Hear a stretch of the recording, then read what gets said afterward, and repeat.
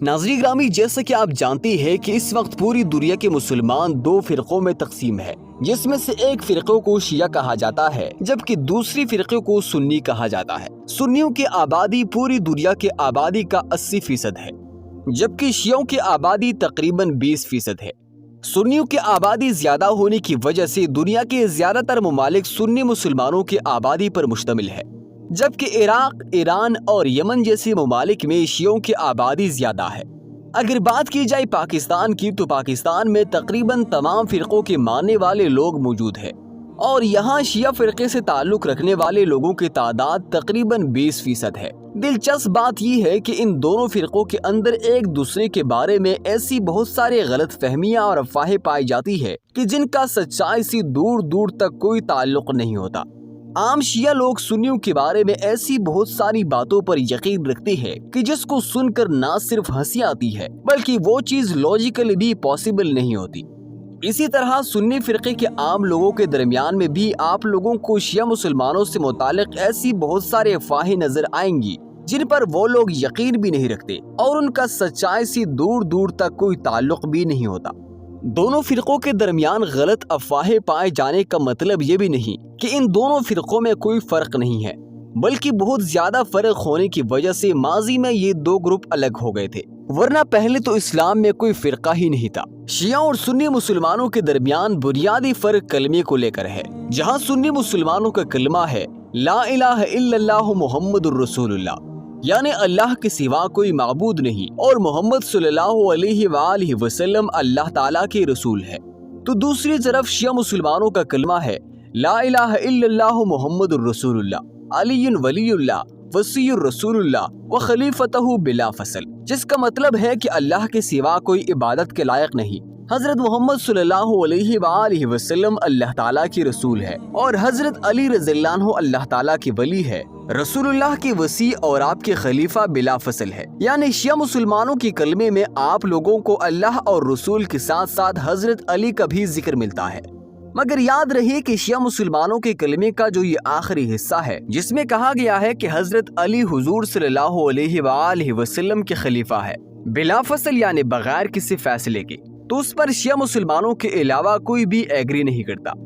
کیونکہ جہاں ایک طرف شیعہ مسلمان حضور صلی اللہ علیہ وآلہ وسلم کے بعد حضرت علی کو ان کا پہلا خلیفہ مانتے ہیں، تو دوسری طرف سنی مسلمان حضرت علی سے بھی پہلے 3 خلیفہ کو مانتے ہیں، یعنی حضور صلی اللہ علیہ وآلہ وسلم کے بعد پہلے خلیفہ حضرت ابوبکر صدیق تھے، جبکہ دوسرے خلیفہ حضرت عمر، تیسرے خلیفہ حضرت عثمان اور چوتھے خلیفہ حضرت علی تھے۔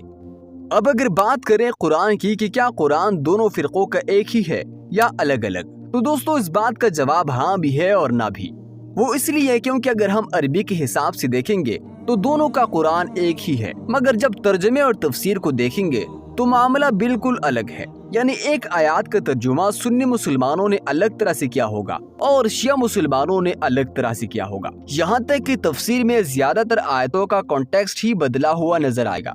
اگر نماز کی بات کریں تو دونوں فرقوں کے اندر ایک دن میں 5 فرض نمازوں کو ادا کیا جاتا ہے،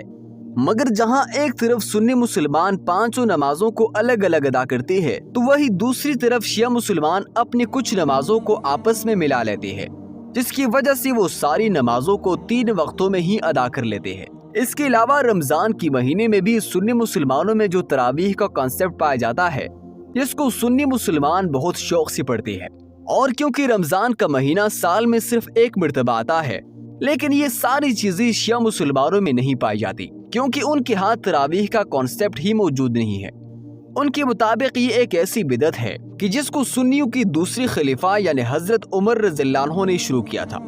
ان دونوں فرقوں کے درمیان ایک بہت بڑا فرق حضرت امام مہدی کو لے کر ہے۔ اس بات پر تو پوری دنیا کے مسلمان یقین رکھتے ہیں کہ دراصل حضرت امام مہدی جو کہ آخری خلیفہ ہوں گے وہ قیامت سے پہلے ظاہر ہوں گے اور دنیا سے ظلم و ستم، ناانصافی اور اس طرح کے ہر غلط چیز کو مٹا کر رکھ دیں گے۔ اس کے بعد دنیا میں امن قائم کریں گے اور اپنی ایک خلافت بھی قائم کریں گے۔ اس پورے معاملے میں جہاں ایک طرف سنی مسلمانوں کا یہ یقین ہے کہ حضرت امام مہدی قیامت سے پہلے پیدا ہوں گے، باقاعدہ پرورش پائیں گے، بڑے ہوں گے اور پھر صحیح وقت آنے پر ہی لوگوں کے سامنے امام مہدی کے طور پر ظاہر ہوں گے،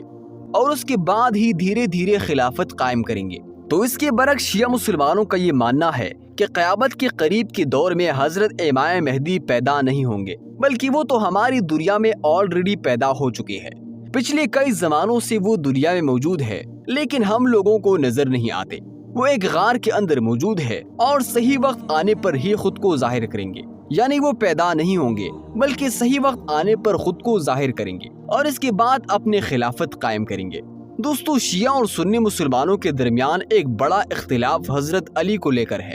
شیعہ لوگوں کا ماننا ہے کہ حضرت علی شیر خدا حضور صلی اللہ علیہ وآلہ وسلم کے بعد باقی جو نبی اور رسول ہے ان سب سے افضل ہے، جبکہ سنی مسلمان اس نظریے اور اس عقیدے کو پوری طرح سے ریجیکٹ کرتے ہیں۔ سنی مسلمان حضرت علی کو داماد رسول، مضبوط صحابی اور اسلام کے خلیفہ کے طور پر ہی مانتے ہیں، جبکہ محرم کے موقع پر ماتم کرنا بھی شیعہ گروپ کو سنی گروپ سے پوری طرح سے الگ بناتا ہے، کیونکہ شیعہ مسلمانوں کا یہ ماننا ہے